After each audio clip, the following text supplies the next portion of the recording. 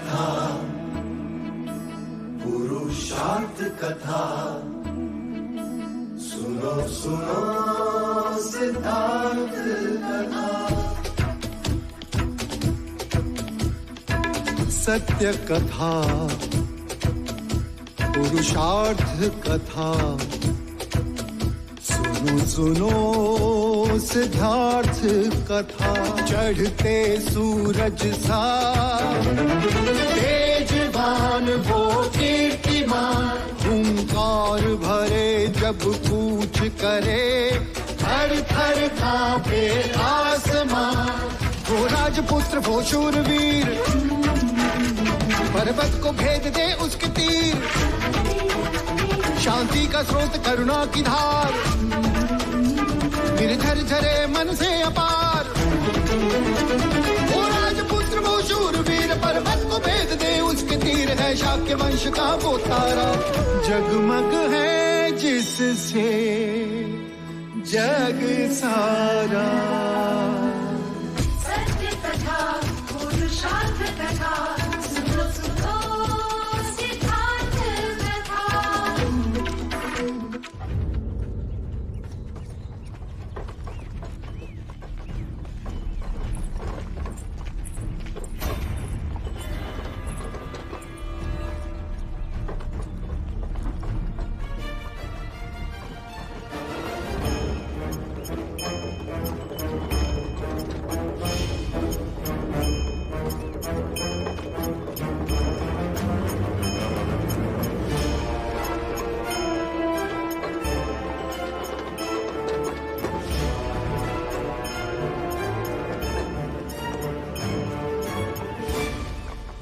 ये सब क्या है युवराज? षड्यंत्र। षड्यंत्र? कैसा षड्यंत्र? किसने किया? और ये सब है कौन? है तो अपने ही मंजिले का, न जाने क्यों पराये जैसे लग रहे। बलदेव और उर्मिला शाक्य सीमा पार सकुशल कौशल राज्य की सीमा में प्रवेश कर चुके हैं। आप खुश तो है ना? हाँ हाँ, परंतु ये सब। आप इनकी चिंता ना करें मंझले काका, ये केवल बेसुध है। कुछ ही समय पश्चात ये सब आपकी सेवा में उपस्थित हो जाएंगे।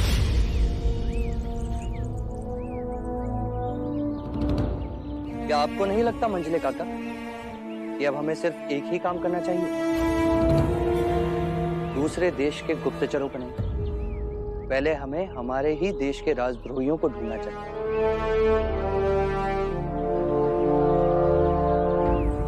ठीक कहा ना मैंने? हाँ, मैं भाई महाराज से इस विषय में अवश्य चर्चा करूंगा।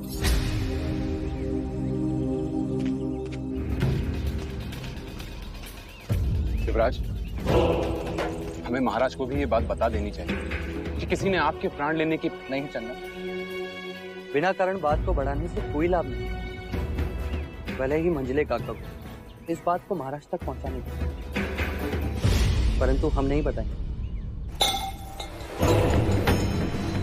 सारे हत्यारे असफल हो गए, बलदेव बच गया, हमारी सारी कौड़ियां उल्टी पड़ गई। मंगला, अब एक बात तो निश्चित कि महाराज शुद्धोधन हमारे देवदत्त को कभी भी अपना उत्तराधिकारी नहीं बनाएंगे। अब हमें प्रत्यक्ष सामने आना होगा। कैसे आ रहे?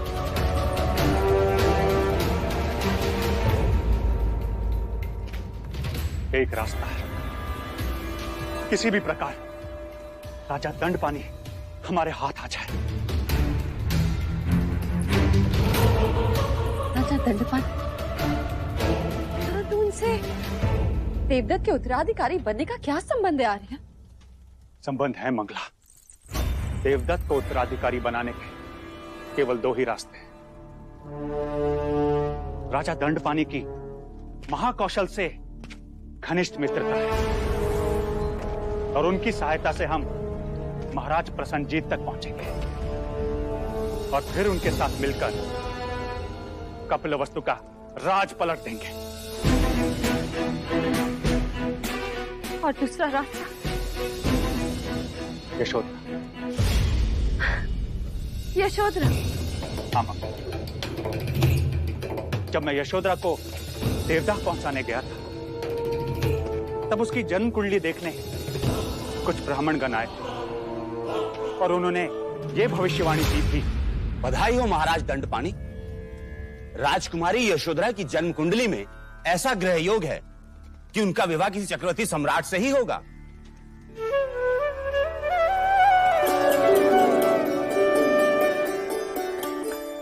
और यदि ऐसा ना हुआ तो?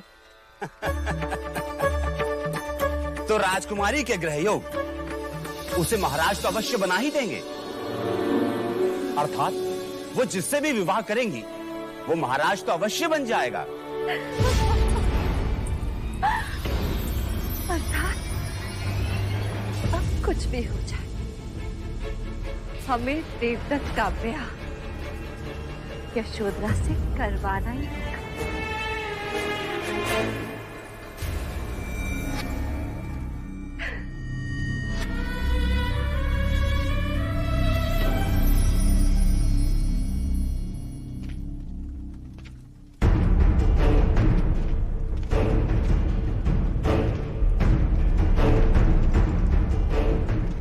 कपिलवस्तु के वीर जो युवराज के हाथों पराजित हुए, परंतु यह हुआ कैसे अनुज? भाई महाराज, ये प्रश्न तो आपको हमारे सेनापति जी से पूछना चाहिए। क्षमा चाहूंगा महाराज। युवराज सिद्धार्थ विद्वान होने के साथ साथ एक शूरवीर, तेज और पराक्रमी योद्धा भी। जैसे क्षत्रिय को होना चाहिए। हाँ महाराज, उन्होंने मेरा शस्त्र प्रयोग किए ही इन वीरों को परास्त कर दिया।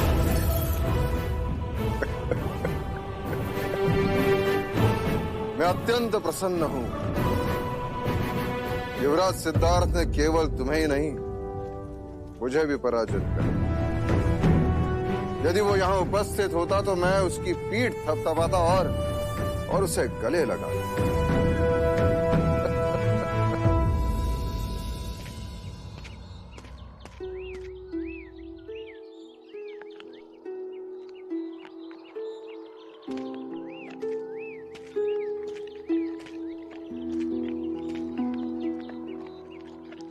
कंठक, आज हमारे युवराज बड़े चुपचाप। तुम इनसे कुछ बुलवा दो तो जाने।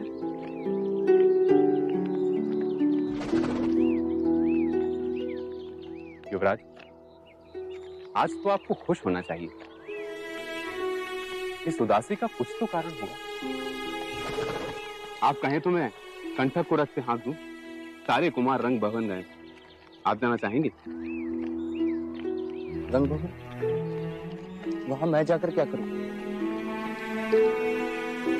अब ना वहां उर्मिला होगी, ना वो संगीत। मेरे हृदय की शून्यता को अब कौन भरेगा?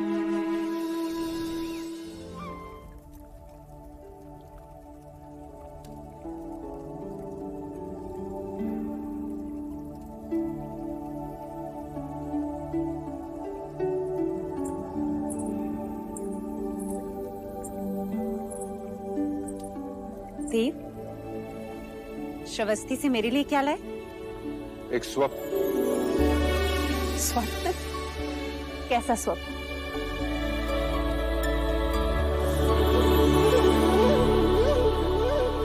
सिद्धार्थ के राज्याभिषेक का स्वप्न। इस मुकुट में ऐसे रत्न जड़वाऊंगा कि कौशल नरेश प्रसंजित का मुकुट भी इसकी आभा के सामने बुझा दिखाई देगा। जान पड़ता है कि आज आप बहुत प्रसन्न हैं। हाँ देवी, आज मैं युवराज से अत्यंत प्रसन्न हूं। मैं आज तुम्हारे पुत्र ने मुझे भी पराजित कर दिया। वो कैसे?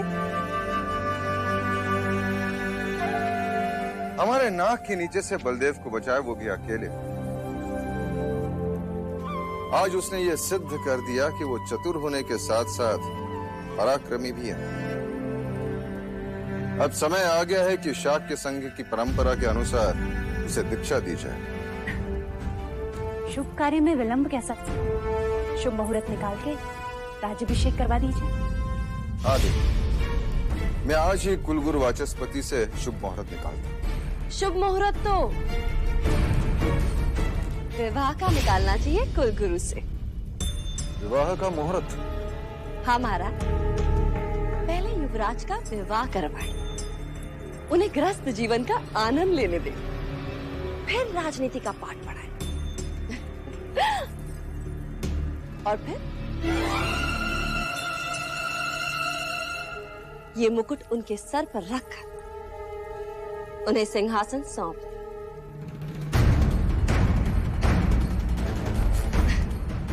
वैसे इस समय इस मुकुट का भार युवराज के लिए बहुत ज्यादा होगा ना? आप तो युवराज को अच्छी तरह से जानते हैं ना। जो भी करते हैं 100% करते हैं। अब राजनीति में रम गए तो समझो राजनीति में ही रम गए, तो संसार कहाँ याद रहेगा? और वैसे महाराज, एक बात का भय भी है कि कहीं राजनीति युवराज सिद्धार्थ को फिर से विरक्त ना बना।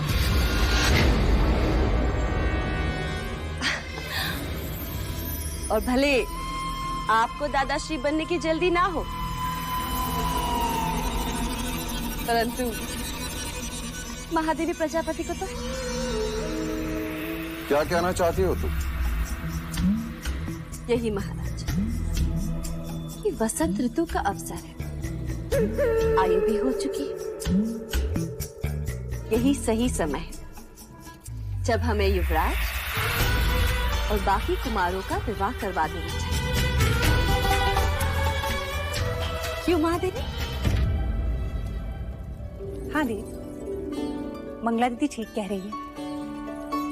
कुछ दिनों पश्चात वसंत उत्सव है, क्यों ना हम इस उत्सव को युवा उत्सव में बदल दें, जहां समस्त शाक्य राजकुल के सभी राजकुमार और राजकुमारियां एक दूसरे से मिलें, एक दूसरे को पसंद करें और जीवन का एक क्रम पूर्ण हो, विवाह हो। हाँ, और फिर युवराज सिद्धार्थ का राज्याभिषेक तो कभी भी कर सकते हैं। सिंहासन घर में ही तो है। अब वैसे लगे हाथ अमिता को भी आग्रहपूर्ण निमंत्रण देवदा भेजते। यशोदा की आयु भी तो विवाह के योग्य हो गई है ना? आपने तो मेरे शब्द छीन लिए मंगला दीदी। देव, मंगला दीदी का विचार सराहनीय है।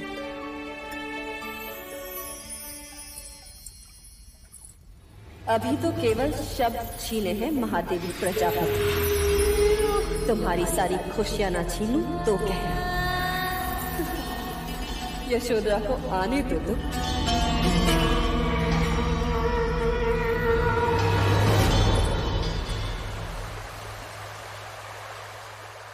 महादेवी, महादेवी, महादेवी, आज राज्यसभा में घोषणा हुई कि वसंत उत्सव में मिलने वाली शाक्य परिषद में युवराज सिद्धार्थ को संघ का सदस्य बनाया जाएगा। सच?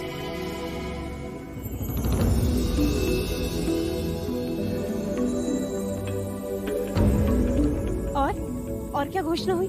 और ये कि शाक्य राजकुमारों और राजकुमारियों का स्नेह सम्मेलन होगा और राजकुमारियों के लिए स्वयंवर आयोजित होगा।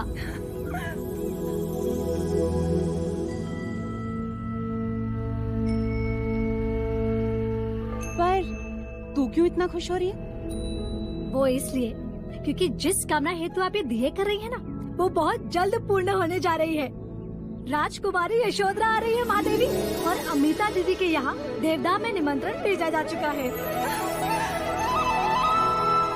लौशिका, तुझे पता है,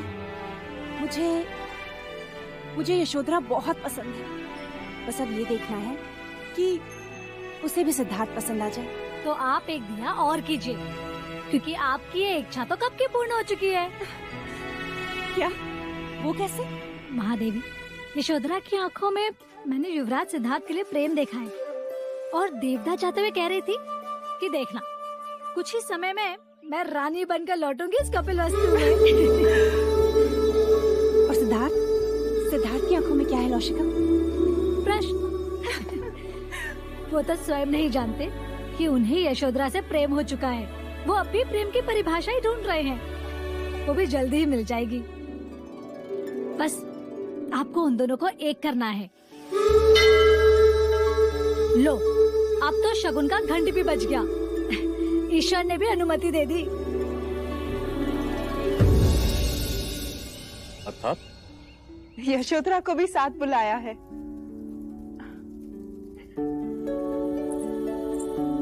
माँ, इतनी प्रसन्न होकर क्या पढ़ रही हो? किसी के विवाह का निमंत्रण आया है क्या? हाँ, ऐसा ही समझ ले। कपिल वस्तु से आया है। वहाँ स्नेह सम्मेलन में युवा उत्सव का आयोजन भी किया गया है। शाक्य कुल के समस्त राजकुमार और राजकुमारी आएंगे वहाँ।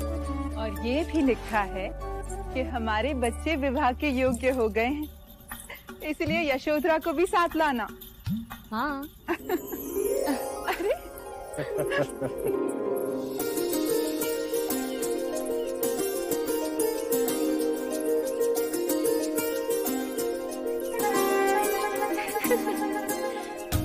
अच्छा, तो तुम अब कपिल वस्तु के राज परिवार की वधू बनोगी? ऐसे कैसे कह सकती हो तुम? सुना नहीं, हमारे बच्चे अब विवाह योग्य हो गए हैं। हमारे बच्चे अर्थात कपिल वस्तु के किसी एक राजकुमार के साथ हमारी यशोधरा की विवाह की बात छेड़ेंगे बोलो। इसमें हमें कौन सी आपत्ति हो सकती है? वैसे भी वो शाक्य कुलाधीश हैं। देवदत्त से बात चले तो मैं सोच भी सकूं, किंतु सिद्धार्थ के साथ कदापि नहीं। बता दो, युवराज सिद्धार्थ दिखने में कैसे हैं?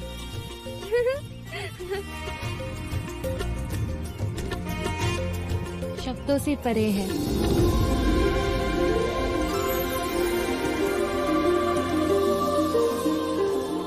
और उनकी आंखें प्रेम और करुणा से भरी है उनकी आंखें। और उनकी मुस्कुराहट जो देखे मंत्रमुग्ध हो जाए। और उनकी वाणी संगीत के सुरों की तरह।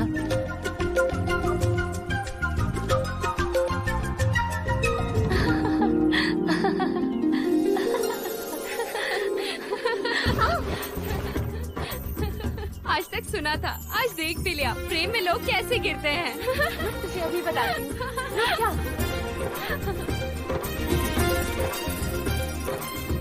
मुझे सिद्धार्थ पसंद है, परंतु मुझे देवदत्त पसंद है।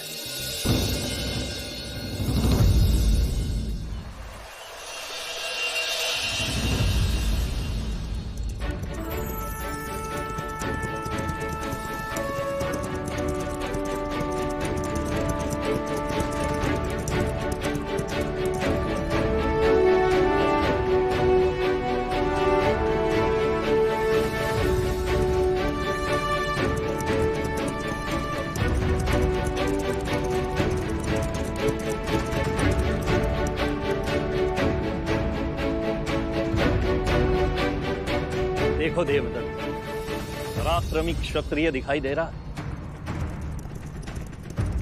और आप सिद्धार्थ को देख मानो देवांश।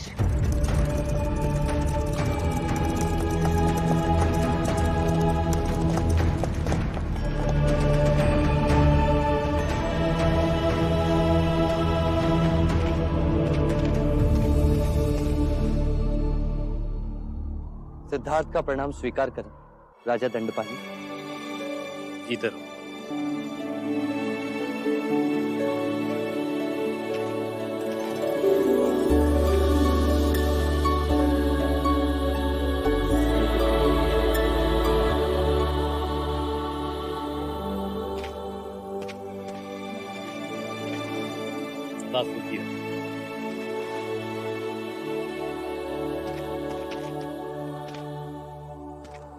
स्वागत है आपका कपिलवस्तु में।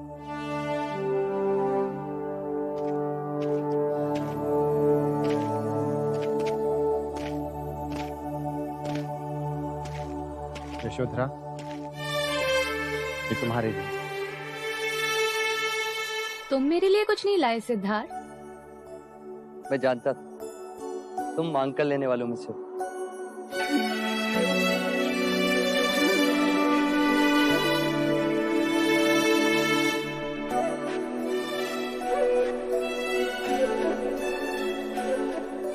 देवदत्त, ये सारे पुष्प मेरी ओर से तुम अपने पास ही रखो।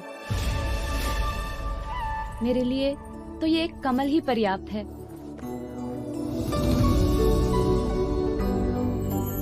क्या अंतर है मेरे कमल में और सिद्धार्थ के दिए हुए कमल में? प्रत्यक्ष तो कोई नहीं, किंतु हाँ, परोक्ष अवश्य है।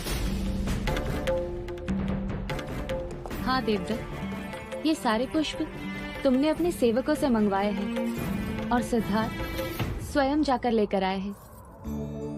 हाँ, देखो, सिद्धार्थ के पैरों में अभी भी मिट्टी लगी है।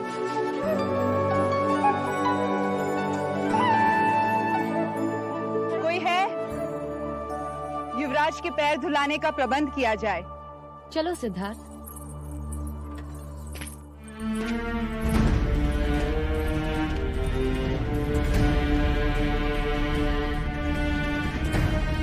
लाओ।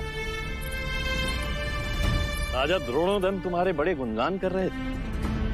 कह रहे थे तुमने एक चीते का सर काट दिया था।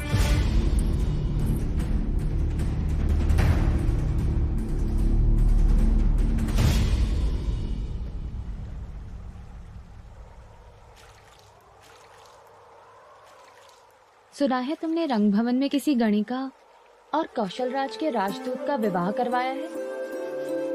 हाँ, वो दोनों एक दूसरे से बहुत प्रेम करते थे। अर्थात अब तुम प्रेम को समझने लगे हो। हाँ, कुछ कुछ समझने लगा हूँ और अनुभूति से वंचित हूँ। अरे गोपा, क्या हुआ गोपा? कुछ नहीं।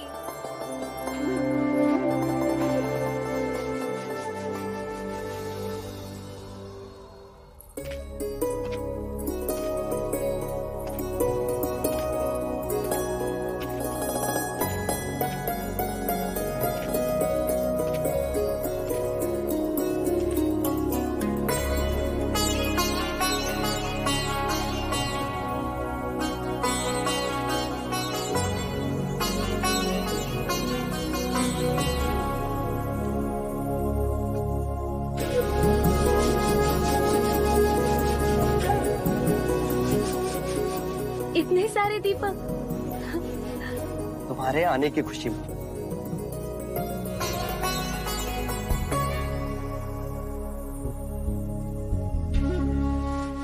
तो अब शब्दों को दृश्य में बदलना सीख लिया तुमने।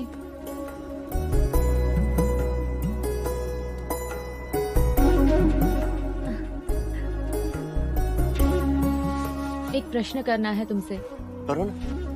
तुम कह रहे थे कि तुम जान गए हो। क्या?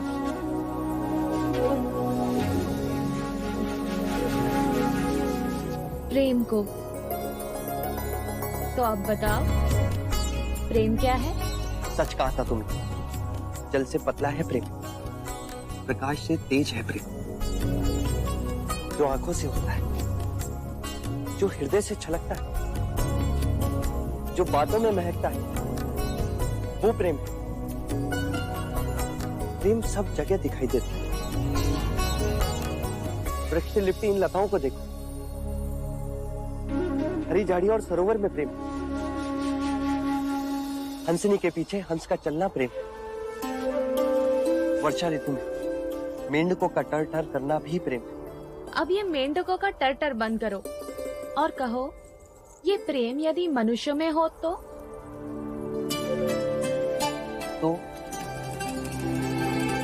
निर्भय हो जाता है। एक दूसरे के प्रति अपने प्राणों को न्योछावर कर सकता है। तो क्या तुम मेरे लिए अपने प्राण दे सकते हो? हाँ हाँ, क्यों नहीं, तुम मेरी मित्र जो।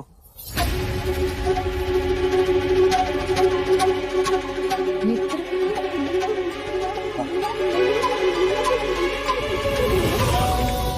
और कुछ नहीं? और क्या गोपा?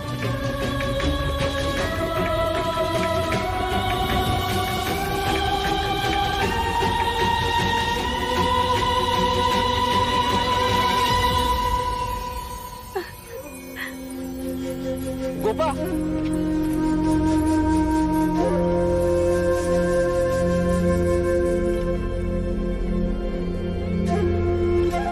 कभी हंसते हंसते भाग जाते, कभी रोते रोते भाग जाते। मैं तुम्हें समझ ही नहीं पा रही गोपा, तुम चाहती क्या?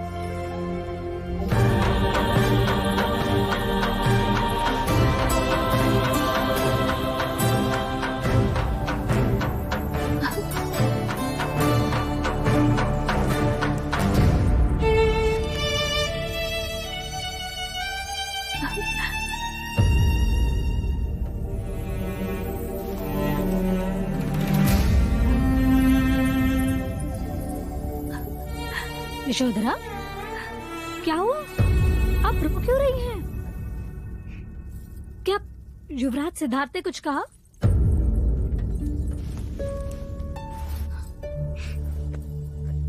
कुछ नहीं।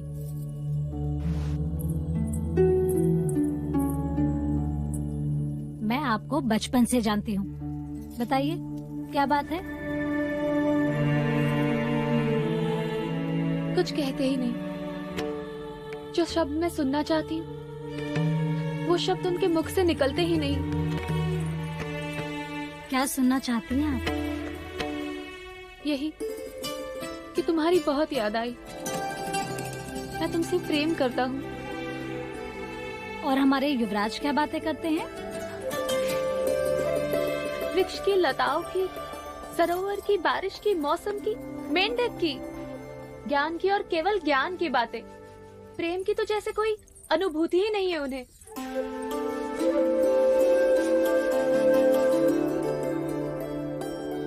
आप आइए मेरे साथ, मैं आपको कुछ दिखाना चाहती हूँ। क्या? आप आइए तो सही, आइए। पर तुम मुझे कहाँ ले जाना चाहती हो? आप आइए, आइए।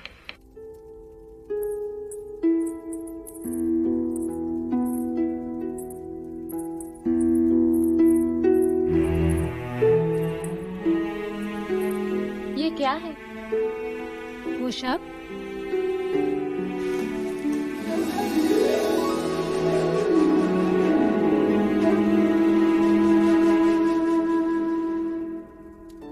ये तो मेरी प्रतिमा है। ये किसने बनाई? युवराज ने।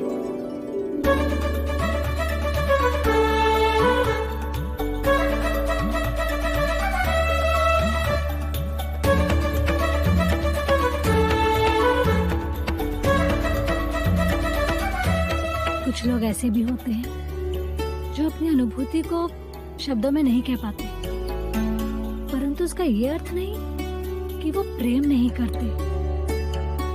युवराज तो स्वयं नहीं जानते कि वो आपसे कितना प्रेम करते हैं। सच? हाँ,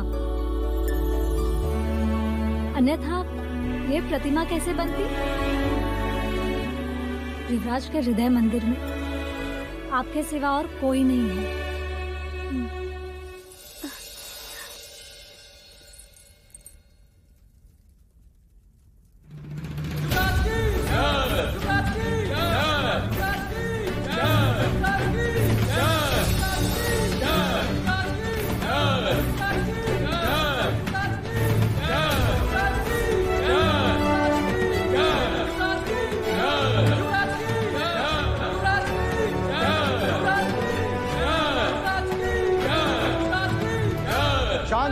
शांत हो जाइए।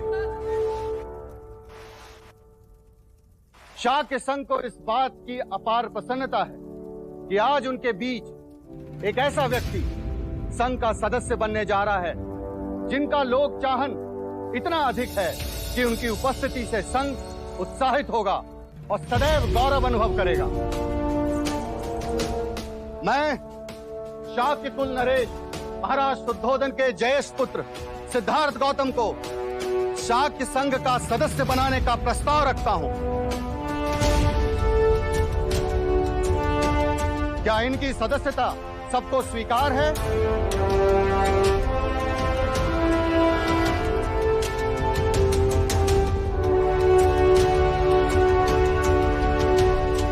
तो क्या यह प्रस्ताव सर्वसम्मति से पारित होता है?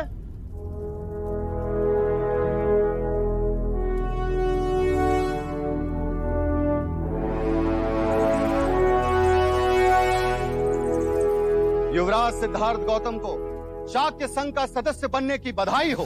बधाई हो युवराज, बधाई हो।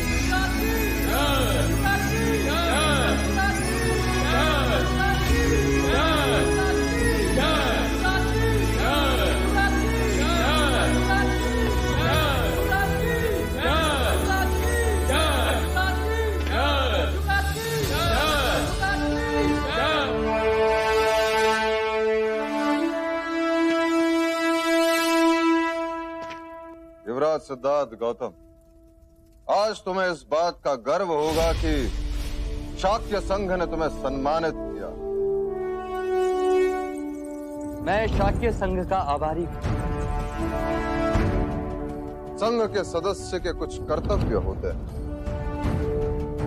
तुम्हें संघ के लिए सदैव उपस्थित रहकर तन मन धन से शाक्यों के हित की रक्षा करनी होगी। मैं ये वचन देता हूं, मैं पूरी निष्ठा के साथ उनका पालन करूंगा। किसी भी शाक्य सदस्य का दोष पता चलने पर तुम संघ को उसके बारे में सूचित करोगे। स्वयं का दोष प्रमाणित होने पर दंड स्वीकार करना पड़ेगा। व्यभिचार करने पर, हत्या अथवा चोरी करने पर तुम संघ के सदस्य नहीं रहोगे। मैं अपने वचन पर खरा उतरूंगा।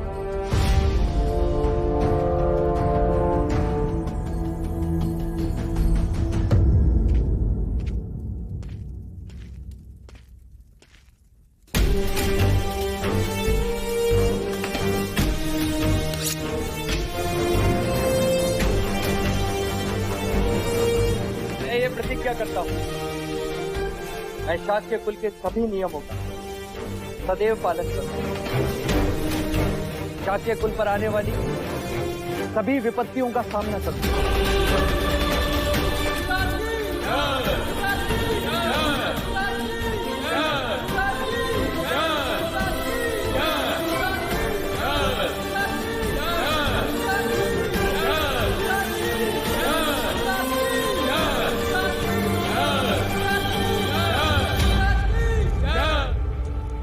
आज तुम इस संघ के सदस्य बने हो, कल इसी संघ के शिरोमणि भी बनोगे और हम शाक्यों का नाम संपूर्ण भारतवर्ष में गूंजेगा।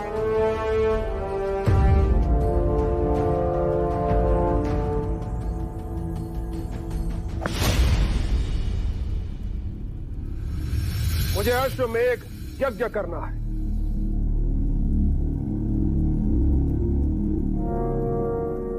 आप अश्वमेघ यज्ञ का अर्थ जानते महाराज? जानता और समझता भी हूं महामंत्री।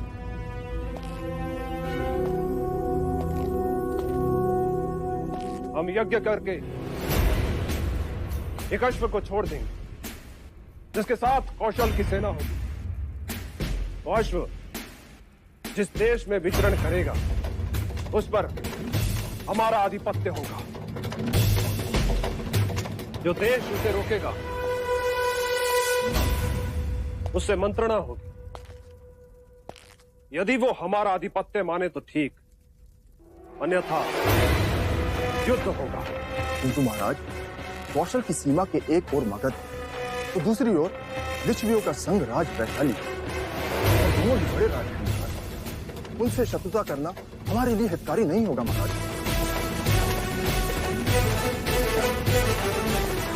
हम उनसे शत्रुता नहीं करेंगे, और हमारा अश्व उस दिशा में गया तो अश्वमेघ यज्ञ के पश्चात अश्व वहीं जाएगा जहां हम चाहेंगे। मैं तो समझा नहीं महाराज।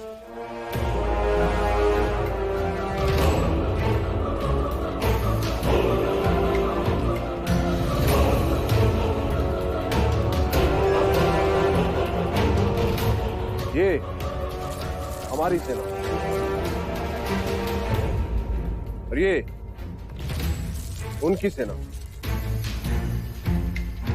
परंतु हमारे सबसे निकट शाक्यों का गणराज और अश्व। सबसे पहले शाक्यों के देश कपिलवस्तु जाए।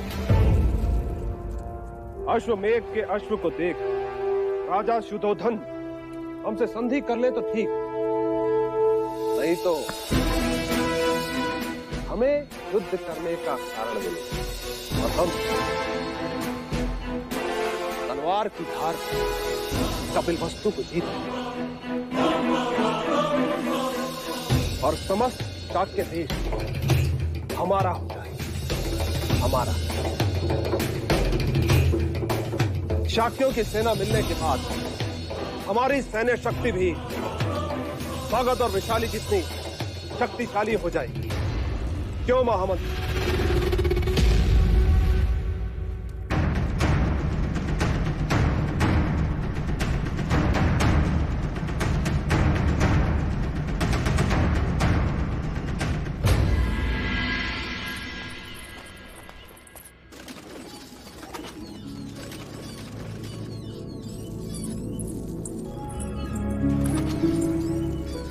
अच्छा हुआ आप यहाँ मिल गई। क्यों ढूंढ रही हो? एक शुभ समाचार जो देना है। मैंने महाराज और महादेवी को आपके और युवराज सिद्धार्थ के विवाह की बात करते सुना है।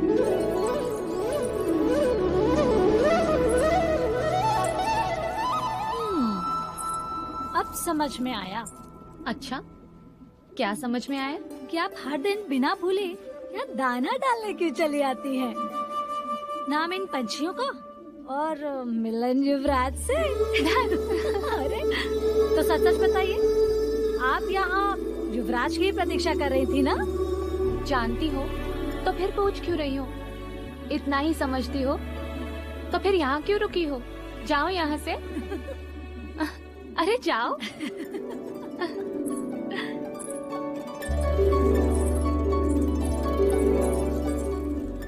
हमारे बच्चे सिद्धार्थ, देवदत्त और यशोधरा कब बड़े हो गए पता ही नहीं चला। अब हमें उनके विवाह के बारे में सोचना है। अमिता दीदी, यशोधरा के विवाह के बारे में कुछ सोचा है? अभी तक तो नहीं, पर हाँ, कोई योग्य वर मिले तो। यशोधरा के लिए वर खोजने की क्या आवश्यकता है? वर तो यही है कपिलवस्तु में। हमारा देवदत्त,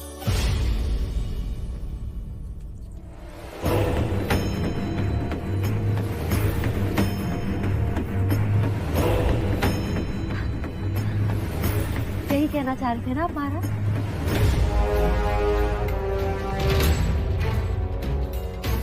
मैंने तो पहले से इनसे कह दिया कि जब अमिता दीदी आएंगी मैं उनसे ये बात जरूर छेड़ूंगी। हमने भी ऐसा ही कुछ सोचा कि आप हमसे देवदत्त के बारे में ही बात करेंगे। सच कहा। वैसे भी बड़े भाई का विवाह होगा तब जाकर ही छोटे भाई का विवाह होगा, है ना? और महाराज के लिए तो सिद्धार्थ और देवदत्त, इनकी दो आंखें। और सच कहूं, महाराज देवदत्त के बारे में पहले सोचते।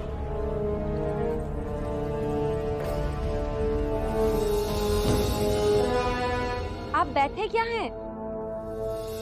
उठिए, महाराज और महादेवी से आशीर्वाद ले लेते हैं। हाँ हाँ क्यों?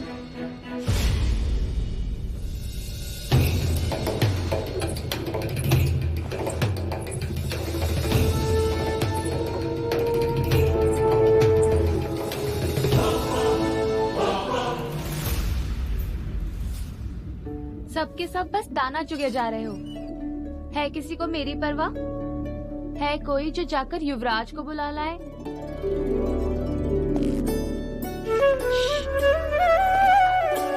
आ गए।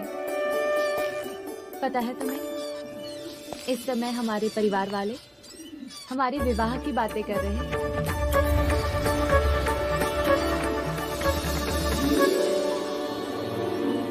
यही शुभ समाचार सुनाने तो मैं यहाँ आया।